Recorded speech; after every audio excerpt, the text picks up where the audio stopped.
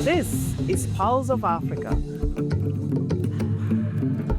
the face and voice of Africa. The story of resurgent and burgeoning Africa is here, only on the Pulse of Africa channel.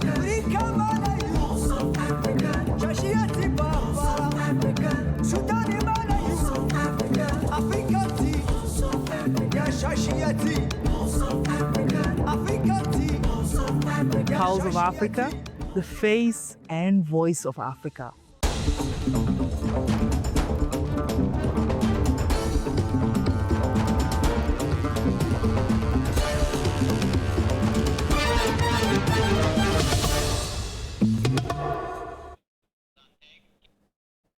Hello and welcome. I'm Magdalene Naga and you're turned into Pulse of Africa News.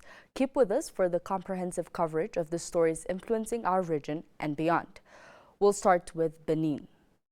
Vodun Days celebrations have officially begun in Ouidah, Benin, marking the start of a 3-day annual festival dedicated to the country's spiritual and cultural heritage. The events are taking place in the Sacred Forest and surrounding historic states. The opening day drew large crowds as transitional ceremonies and performances set the tone for the celebrations, with colorful rituals highlighting the deep-rooted practice of Vodun culture. One of the highlights of days was the Ingwin Musk Parade at Marrow Square, where performance and elaborate costumes paid homage to ancestral spirits, drawing enthusiastic reactions from festivalgoers. Vodun, an animal's belief system centered on nature, spirituality, and ancestral connections, remains a core part of Benin's cultural identity and continues to influence social and religious life across the country. Rebranded as Vodun Days in 2024, the annual festival attracts thousands of visitors from across Africa and beyond each January, reinforcing Ouidah's status as a global center of Vodun heritage and cultural tourism.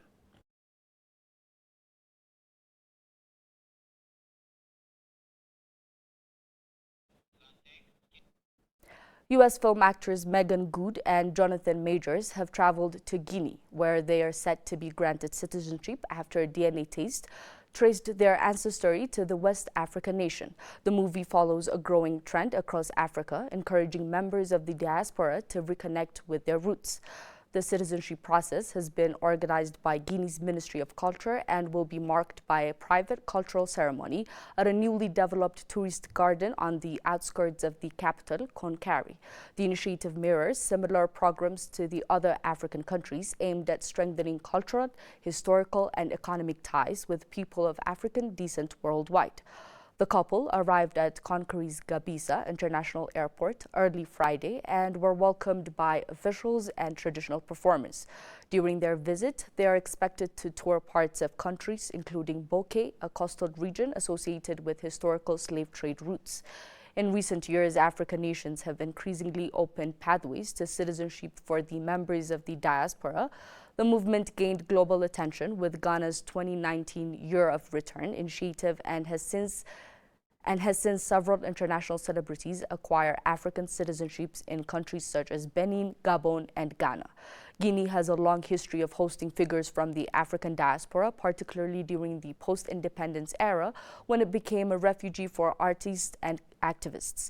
Despite its vast mineral wealth, the country continues to face economic challenges, and even as it seeks to leverage culture and heritage as part of its engagement with the global African community.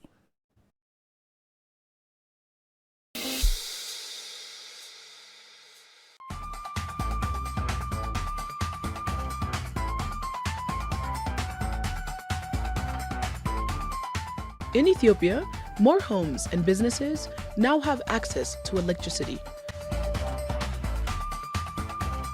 Access to power supports education, healthcare, and local businesses. Light changes lives.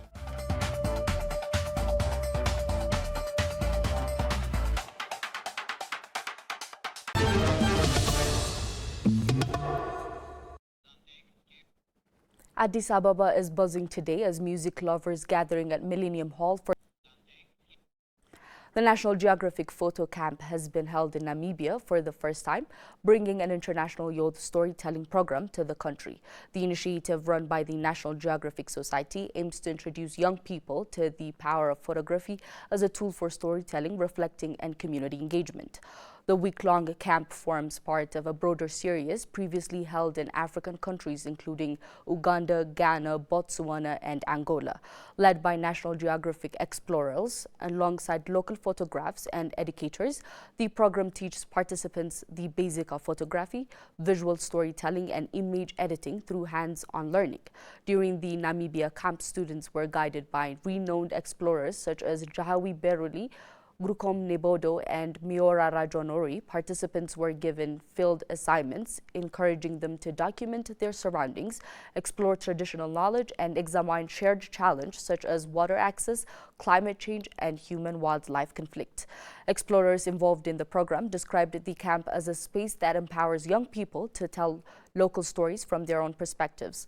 They highlighted the importance of expanding access to visual education in Africa and amplifying community voices through photography. For participating students, the experience offered more than technical skills, fostering confidence, creativity, and deeper connections with their communities. Many described the learning to see differently and recognized photography as a powerful way to translate lived experiences and environmental challenges into compelling stories that can inspire understanding and action.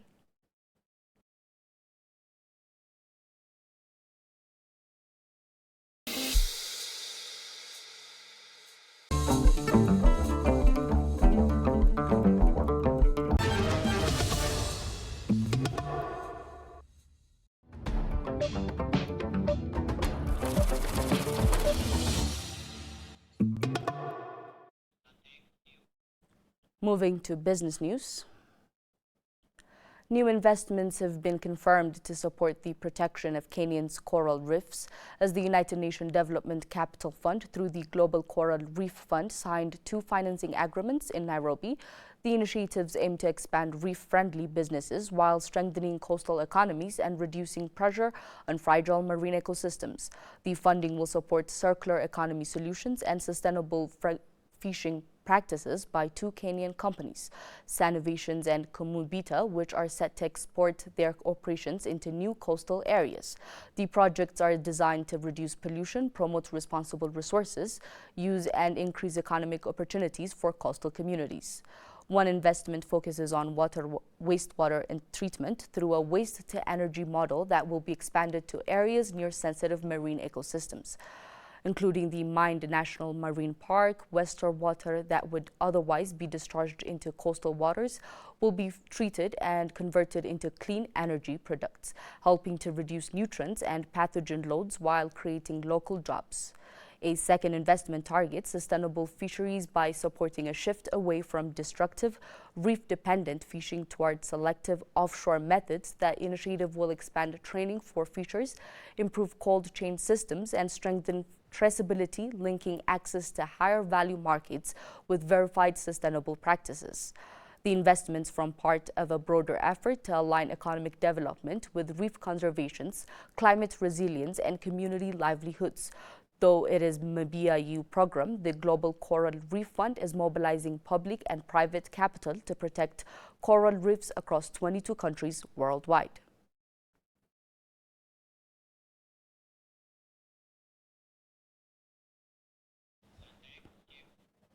The United States has pledged to strengthen support for Seychelles in combating financial crime, reaffirming its commitment to closer cooperation. While the island nation, the assurance was made during a virtual farewell call between U.S. Ambassador to Seychelles Henry Jardine and Seychelles Minister for Foreign Affairs and Diaspora Barry Fair. Ambassador Jardine highlighted ongoing collaboration between the Central Bank of Seychelles and U.S. Departments of the Treasury as key pillar in effort to fight financial crime. He noted that enhanced information sharing and technical cooperation remains centered to strengthening regulatory and financial oversight frameworks. Beyond financial crime, the ambassador pointed to broader areas of bilateral cooperation, including law enforcement training, military capacity building initiatives, and the United States' regular participation in Seychelles National Day celebrations. Jardine said Washington was keen to deepen the already strong relationship with Seychelles, stressing that cooperations between the two countries would remain robust even after the end of the 3-year tenure as non-resident ambassador. Minister Fair thanked the ambassador for his engagement and dedication, expressing appreciation for the strong partnership and reaffirming Seychelles' commitment to maintaining close and productive relationships with the United States.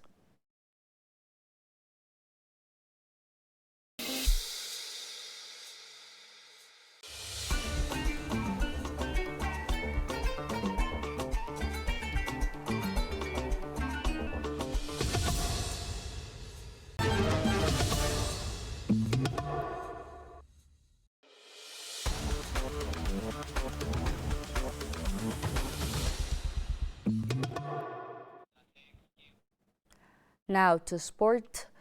Hosts Morocco keep their African Cup of Nations title hopes alive with a convincing 2-0 win over Cameroon in the quarterfinals, thrilling more than 64,000 fans at the Prime Molly Abdullah Stadium in Rabat. The victory sends the Atlas Lions into the semi-finals for the first time in over 2 decades. Real Madrid winger Brahim Diaz continued his find from scoring his 5th goal of the tournament to give Morocco the lead in the first half. Ismaël Saibari added a second after the break, confirming a dominant performance by the tournament hosts. Morocco, Africa's top-ranked side, will now face the winner of the Algeria-Nigeria quarter-final as they push to lift the trophy on home soil for the first time in 50 years. In Tingers, defending champions Senegal edged past West African rivals Mali with a 1-0 victory to book their place in the semi-finals. Everton forward Liman Ndiaye scored the decisive goal in the first half after a goalkeeping error. Mali were reduced to 10 men before halftime but held firm in the second period. Senegal did enough to protect their lead and will now meet either Ivory Coast or Egypt as they chase another AFCON final appearance.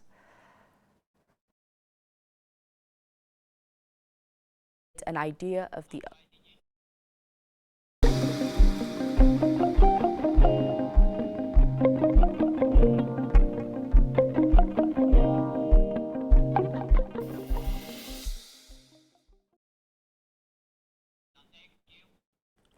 Let's review the latest forecast to get an idea of the upcoming weather conditions throughout the region.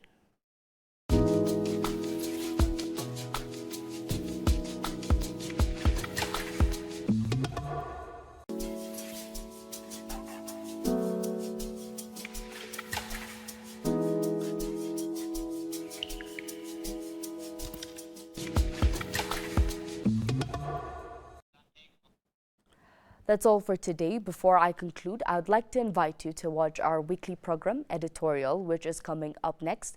Thanks for tuning in and goodbye.